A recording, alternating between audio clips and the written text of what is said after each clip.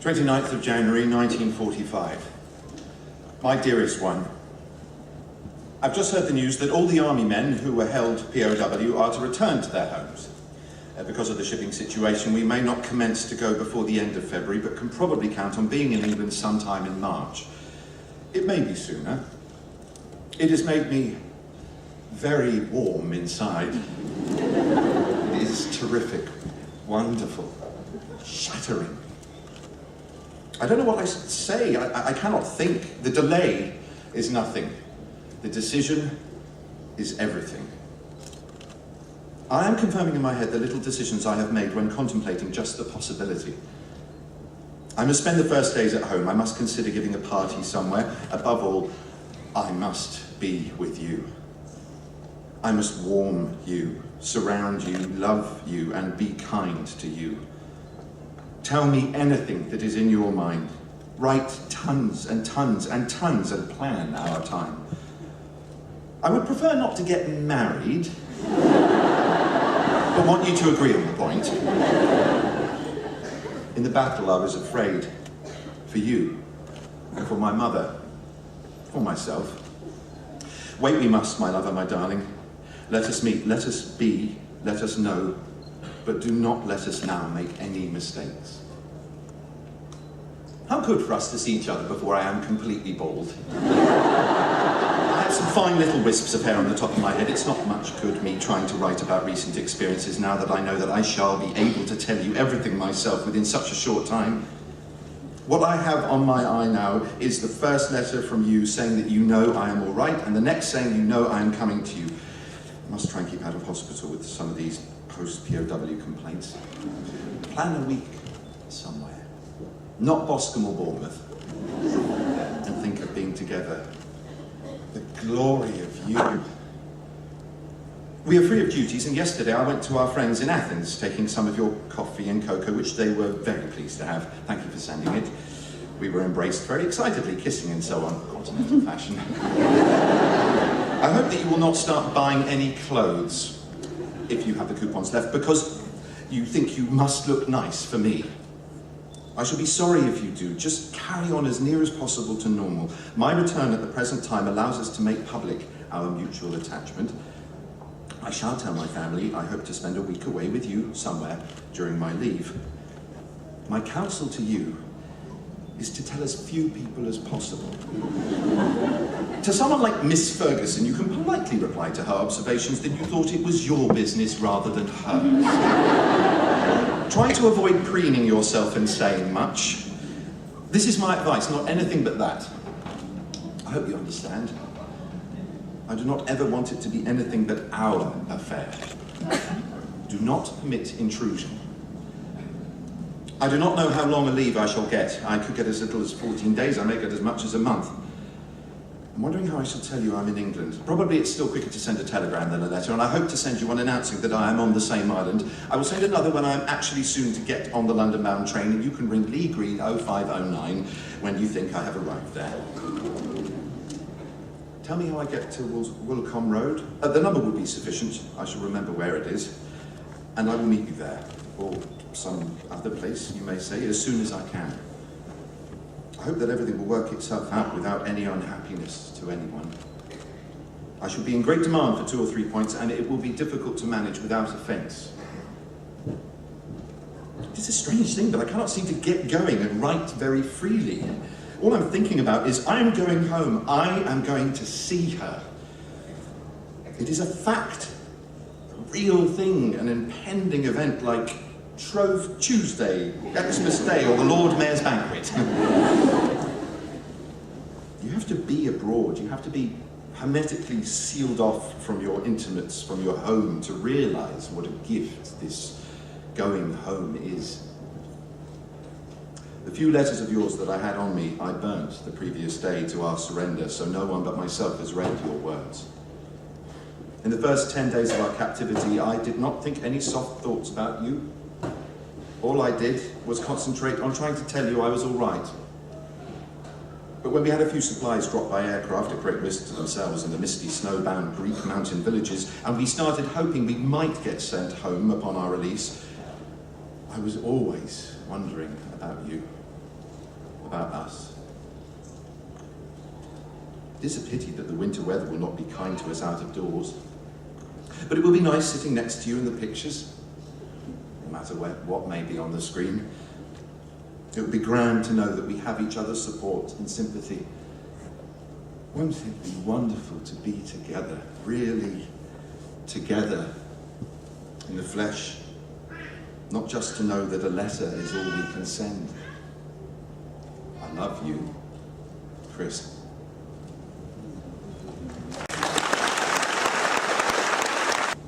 February 1945. Darling, darling, darling. This is what I've been waiting for. Your freedom left me dumb and choked up, but now, oh, now I've been released. Oh, Christopher, my dear, dear man, it is so, so wonderful that you are coming home. Golly, I shall have to be careful. All this excitement is almost too much for my body. You must be careful too, darling. All this on top of what you've been through. It's difficult to keep it down, but you can't help the excited twinges in your midriff, can you? Do keep well, Angel. I shall have to say that to myself as well. Marriage, my sweet. Yes, I agree. What do you wish? I wish. I want you to be happy in this, darling. I make a plea to whatever gods there be to make me greater than myself, so that I can make you as happy as humanly possible, to help you over the bad days and swing along with you in the good days. Whilst you are afraid, you will not be happy. We must get rid of these fears between us. Also, confidentially, I too am a little scared. Everything in letters appears larger than life size, like my photograph. It didn't show the white hairs beneath the black, the decaying teeth, the darkening skin. I think of my nasty characteristics, my ordinariness. Yes, I too feel a little afraid. Still, I can't be bothered with that now, for we are going to meet. Does anything else matter, Chris? About what happens on arrival. Of course you'll have to spend the first part at home. I suspect I can get my leave when needed. We only have to sign for the actual summer period. Otherwise, they're very accommodating. Oh, dear, dear me. Plan a week somewhere. Oop. Up comes my heart. A week somewhere by the sea. With you. Where should we go? Of course, I choose North Devon. Sea, country and air. But March raises the question of weather. Might we go to a largish town? I prefer villages normally, but with you, I guess I'll do what you want. Also, I feel that you'll need looking after. I don't think you should walk around in the rain. Not for a while, anyway. I guess I don't care where, as long as it's the sea, and you. Inward clangings and bouncings, and I wonder how soon. Glad you managed to give them the coffee and cocoa, our Greek friends, I mean, to show them that we wish them well, and hope very strongly that they will get the government they want, though perhaps they live too close to poverty to think of governments. You know, I say to myself, Bessie, my girl, you're not so hot. But I think you may have a similar feeling. I say, how is your digestion? Mine's awful. I should be reduced to taking Rennies or something. A wind remover. My tea is, at this moment, stuck somewhere in the middle of my chest. So, you don't want to get married?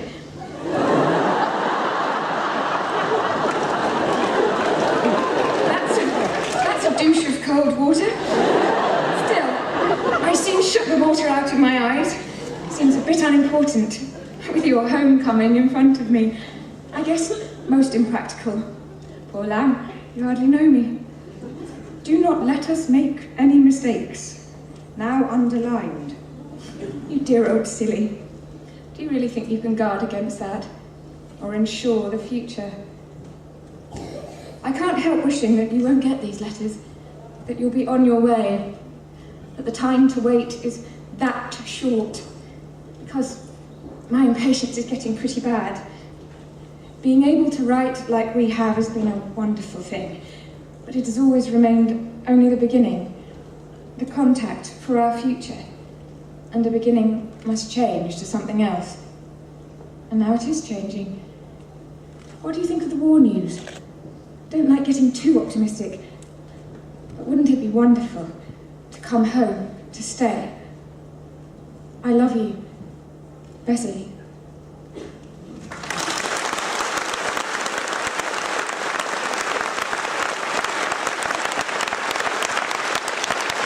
10th of April 1945.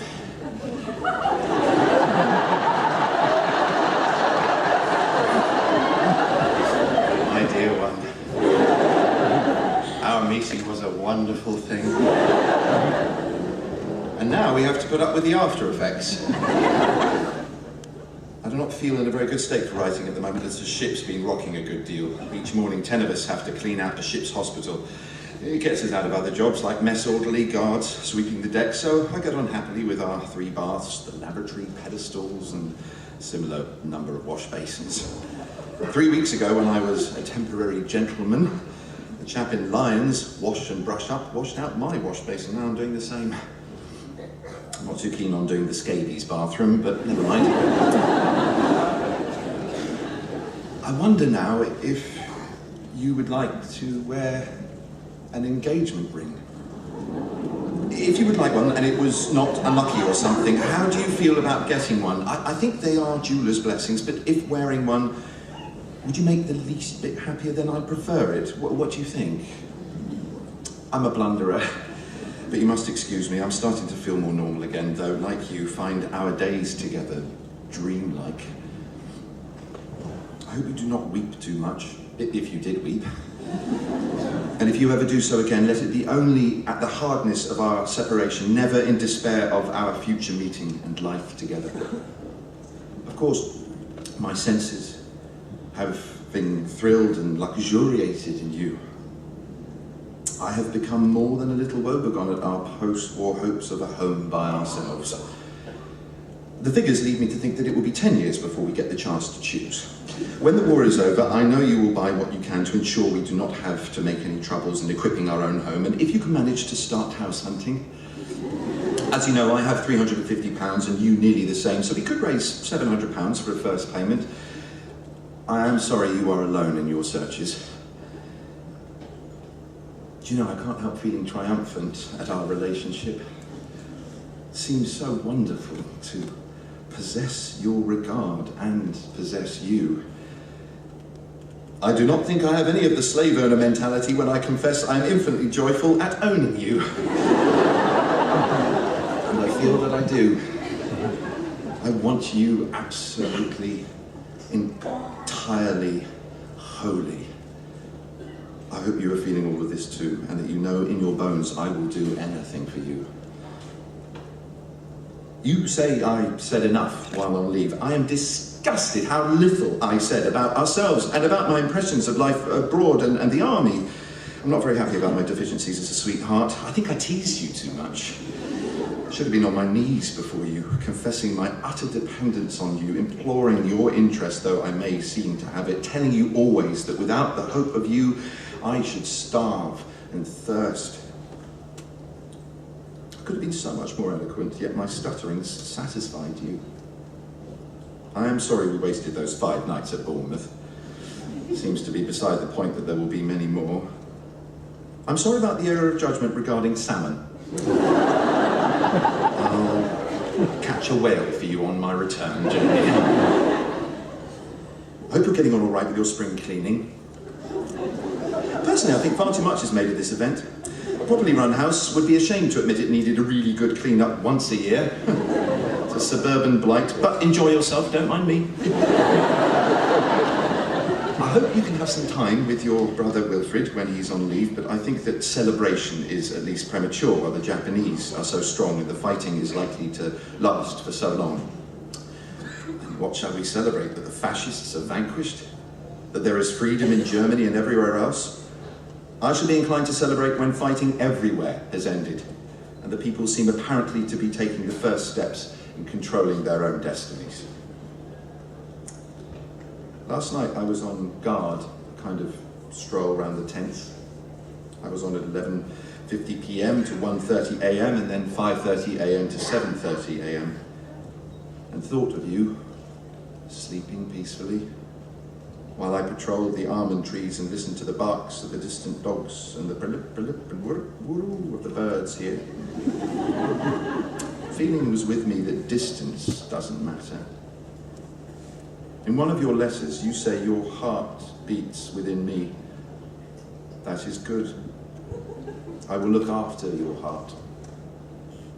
Please always try to be happy because of future prospects rather than sorrowful because of present separation.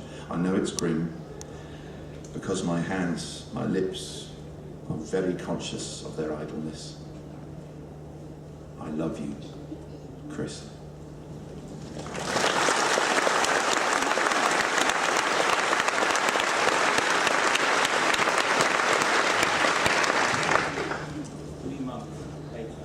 With the war won in Europe and the British electorate dismissing Churchill and voting in a new Labour government, Bessie is still on her own in London, awaiting Chris's demobilisation.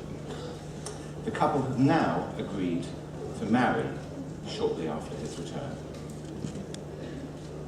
21st of July, 1945. Dearest Chris, you blooming old darling, I could hug and hug and hug you for somehow saying all the right things and being your so beautiful self. I am wallowing in your letters and feel extra smitten. I guess it's extra with every mail. No, you're not wrongly interfering in my affairs. I want you to interfere, for they are our affairs. Our affairs. Even when I protest, I want you to go on interfering, because maybe I'm not very used to it yet, but I want to get used to it. We are dependent on each other. For two people loving each other so much, there's no other way but complete and utter surrender of everything. I should feel desolate if you didn't want to interfere, if you didn't have bossing thoughts. Yes, the election results are a bit of a shock. I hadn't noticed that Hampstead, of all places, had gone Labour. My indigestion was still awful. I don't think it is chewing. I fear it's nerves, though how it happens, I don't know. I do so long for when we can live normal sort of lives. This is such an unnatural way of going on for both of us. It can't be doing you much good, any more than it does me. The nuts arrived okay. To come back to the Labour government, I do think they should make a good job of it. I do think they have more brains to work with than the Tories. When you compare the two, Labour shot rather well, don't you think? I felt more excited about the Labour win than VE Day. I do wish everybody would stop striking now and give the government a chance to get into action. I wonder how your leave is getting on. I do think your commanding officer is a bit thick. Surely you should be entitled to some compensation for being POW. Wasn't exactly a picnic. I have become a martyr to my engagements and I'm cutting them down. It looks as though you've detected my state of nerves in my letters. I never thought of it showing like that. Bless you, dear, for being what you are, for noticing, for being strong enough to tell me. You make me feel safe and sure in your keeping. I know you're right, Chris, because they have been fretting me. It's funny how, when you're run down, you seem driven on to do more than you can. It's so difficult to stop rushing. We are hungry for each other. Oh, so very hungry for everything you have to give me. Your hands, your arms, your lips, your body, the smell of you. To know again the exquisite magic of being so very close to you. When I imagine hard, I can feel your hand on the top inside of my thigh, Why just there, I don't know. But that spot is what I can recapture sometimes. Just your hand there. So vividly, your hand. Don't you think that's odd? It's quite a feeling. And always the right leg.